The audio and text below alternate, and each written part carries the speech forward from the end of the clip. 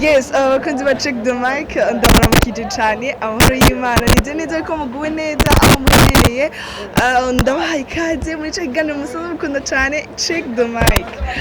Check the Mic rero nk'uko mubizi turabaza ibibazo hama abantu bagashaka kutwishura. Ino Check the Mic rero ni ya mbere muri uno mwaka wa 2024 mbonereho no kwifuriza umwaka mwiza cyane. Ati rero munsi Check the Mic no munsi twayitanguriye hehe twaje muri live recording y'umugwi Redemption Voice aho bafise album yabo bariko bararacenga bise imiliyoni rero ni album imeze neza cyane ku buryo buteye imbere rero n'umunsi twagendeye abakunzi ba Redemption Voice kugira ngo dushobore kubaganiriza tubabaze utubazo tugiye dutandukanye ku mugwi Redemption Voice nabo baraza kutwishura nk'uko mubizi rero kuri micro muri kumwe na Kelly Kantia niyo nzima kaze tubane muri kino kiganiro kaze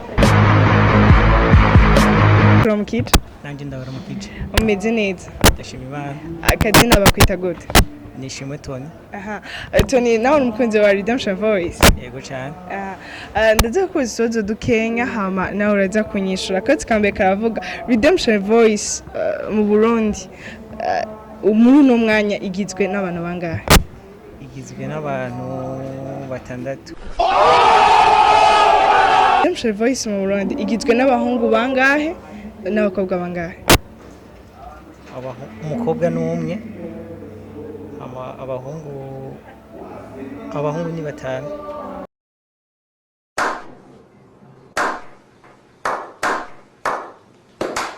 hari indirimbo Redemption Voice mu Burundi iri kumwe na Redemption Voice Canada baririmbanye iyo ndirimbo yitwa gute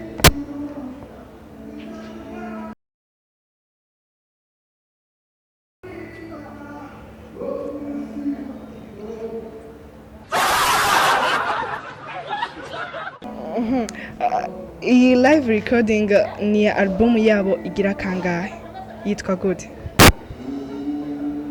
impamvu imiliyoni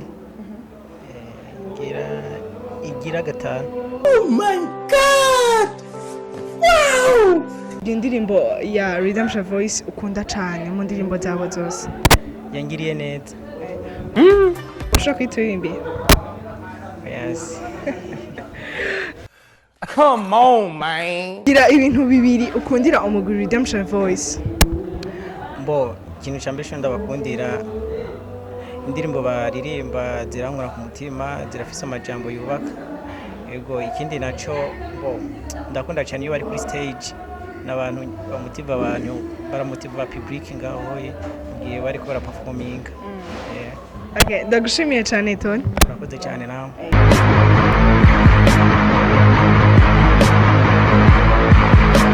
Yes, ndakuramukije. Nanjye ndabaramukije. Umeze neza. Tumeze neza cyane. Witwa gute? Nitwa Blaise Lakoze. Blaise nawe twagusanze hano muri live recording yo mu Redemption Voice. Umukunzi wa Redemption Voice. Cyane ndi umukunzi wayo. Gira indirimbo Redemption Voice yarimbanye n'umugwi Victorious. Yangiriye neza. Redemption Voice Burundi yo mu Burundi hano ya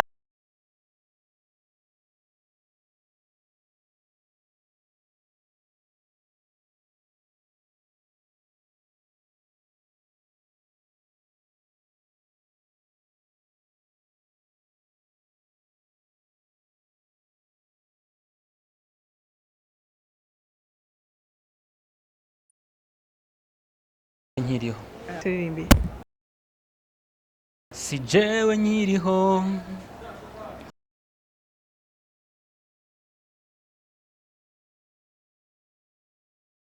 Kristo muri jewe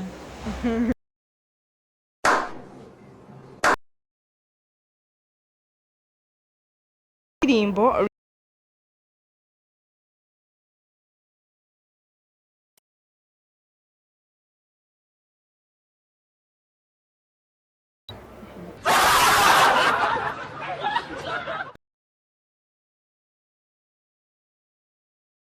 nkundira umugwi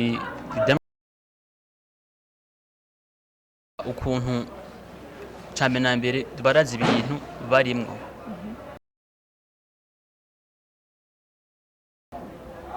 ndakunda ukuntu babikora, uburyo bandika n'indirimbo zifasha umuntu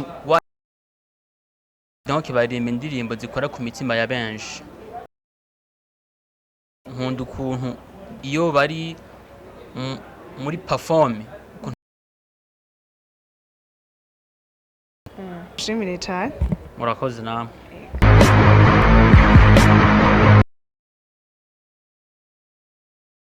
Kuramukira.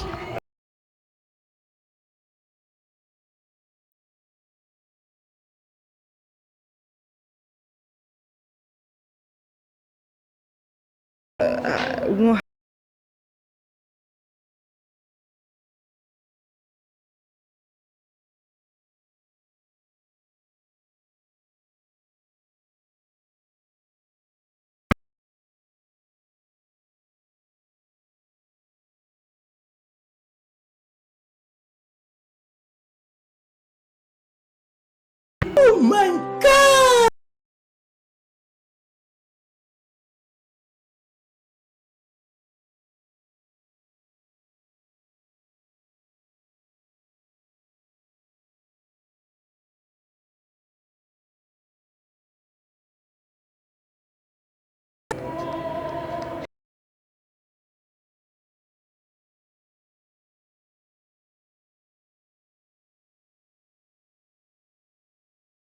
neza.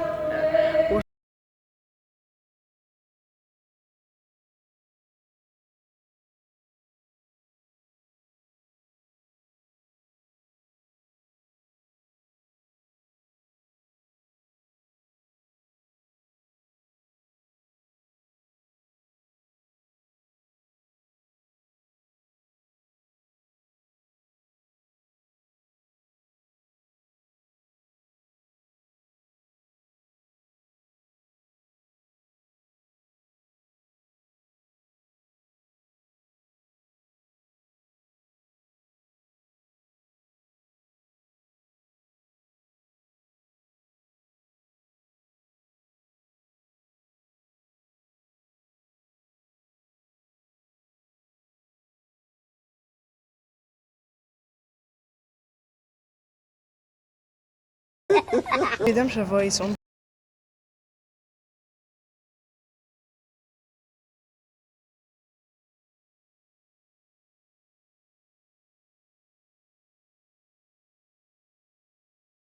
no kuba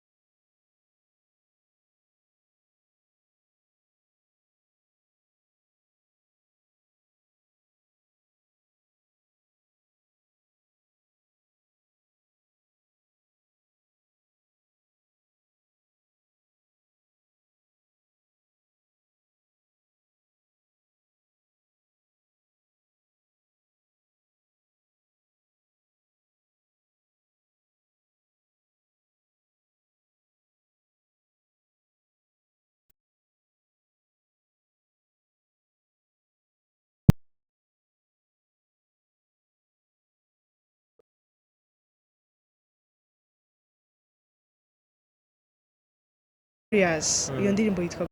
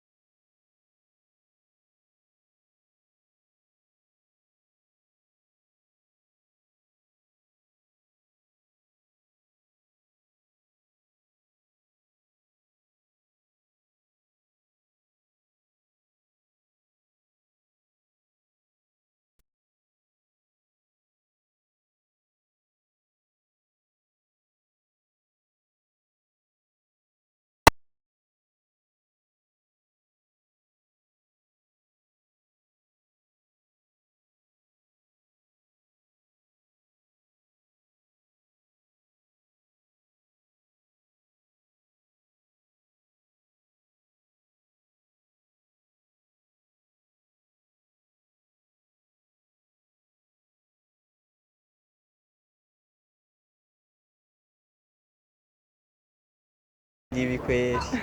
Voilà.